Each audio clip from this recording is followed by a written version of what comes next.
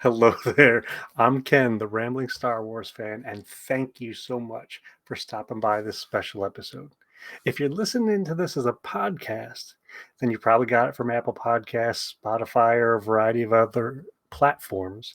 If you're watching this as a video, then you might be able to guess one of the things that makes this episode so special.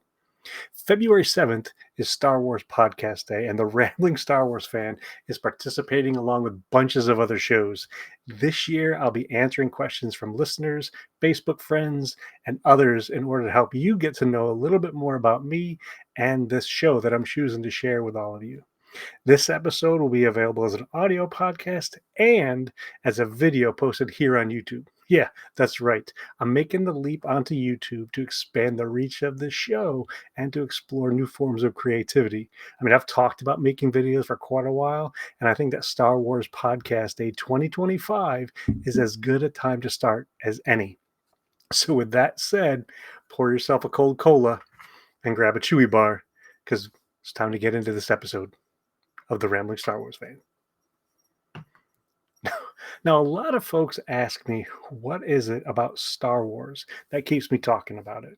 And see, Star Wars has been around for quite a long time. I mean, it was built and created in the early 70s, showed up on screens in 1977, and we've been getting books and comics and cartoons and stuff since 1977. And so there's just a wealth of things to talk about.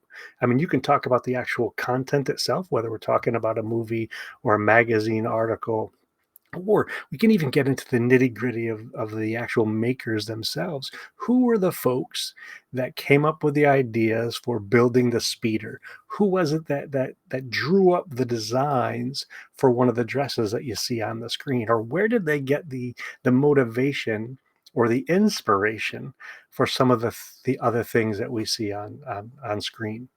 And February 7th, 1999, this magical thing that we call Star Wars inspired a group of people called Jedi Talk to launch the very first Star Wars podcast. And it's been going ever since. And so I'm not the only one who enjoys talking about this galaxy far, far away. And so you might be asking, what is it about this show that makes it stand out from other Star Wars podcasts? Well, there's a couple different things that I think set us apart. Number one, I don't just talk about, or we just don't talk about scene by scene or even the little Easter eggs that show up on the screen. When I have guests come on, I like talking about the inner workings of what we see, whether we get excited about the spaceships that we see, or even getting inspired to make some of this stuff. I mean, I myself am a Star Wars costumer. I'm in the Mando Mercs, and so I've been inspired over the years to take what I see either in the books or on the screen and bring it into real life. So that's kind of one of the things that sets this show apart from others, is we don't just stick to the material that shows up on the screens, whether it's a live action TV show on Disney Plus or the movies that show up in our theaters from time to time. And I had mentioned a little bit ago that I was going to also respond to some Facebook questions. And let me just take a quick moment here and show you one of the ones that came through.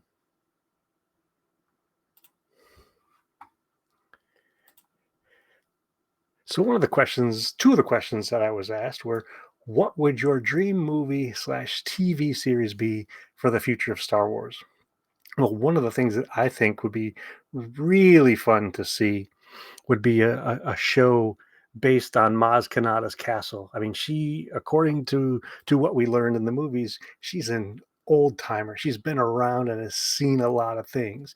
Many folks have traveled through her castle there, that we saw in the Force Awakens, and so she's probably coming into contact with bounty hunters or pirates or other scoundrels of the galaxy. So I think it'd be kind of fun to have story time with Maz. That's one of the things, and it could be something that shows up in an animated form, just like they did for Tales of the Jedi or Tales of the Empire. Or who knows, maybe it would be a series of short stories like they put together from a certain point of view. So that might be something else that comes out. Even though the question was specifically about movie or TV show, I think that the wild stories from Maz Kanata's castle could be one of those great topics. The other question that was up here on the from our same Facebook friend was, what is your number one most underrated character that you would love to see developed more? So this creature showed up in Star Wars Rebels, and it was the Bendu. I have been fascinated by that character ever since he showed up on the small screen, and this is mysterious, magical beast, for lack of better words, that we only saw for a little bit, and he ended up being a teacher of sorts to one of our main characters, Kanan Jarrus. And I would like to see some of his history and maybe even what happened to him after the events that we saw in Star Wars Rebels. So I'm going to go to another one of our questions that was asked through Facebook. Hold on one moment, please.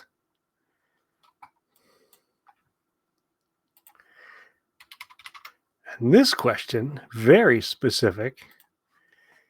What if Obi-Wan died instead of Qui-Gon? Would Anakin have still fallen to the dark side? Well, that one's a really tough one, because it did not happen.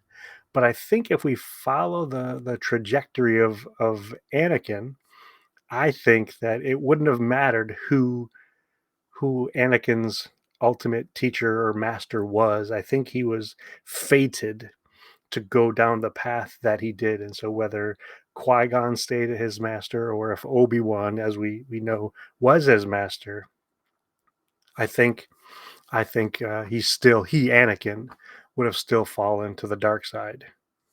It was he, the chosen one, according to prophecy, that brought balance to the Force, and you know many events cascaded from his shenanigans.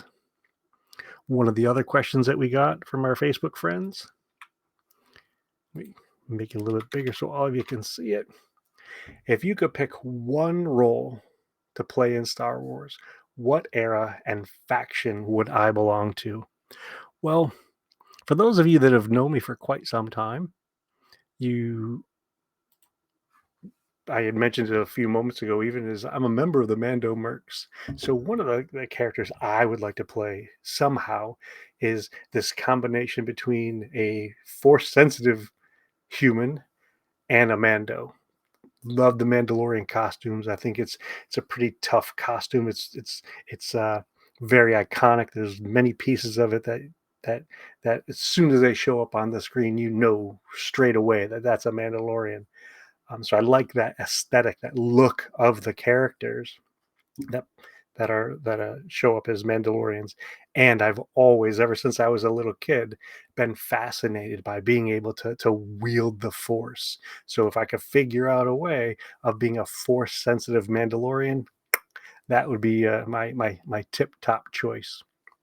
Some of the other questions I've gotten, not necessarily on Facebook, but just through the years, is, do I think I'll ever get tired of talking about Star Wars? And while I can't predict the future, even though I practice, being a Jedi, I don't think I'll ever stop thinking about Star Wars or get tired thinking about Star Wars for a variety of reasons. Number one, there's so much that already exists.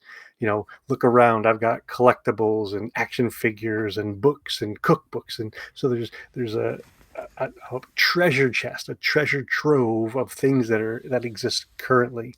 And since that sale of Star Wars to Disney in all those many years ago, we know that there's more Star Wars to come. So as long as there's new stuff and old stuff, I'll probably be talking about it for as long as I can think.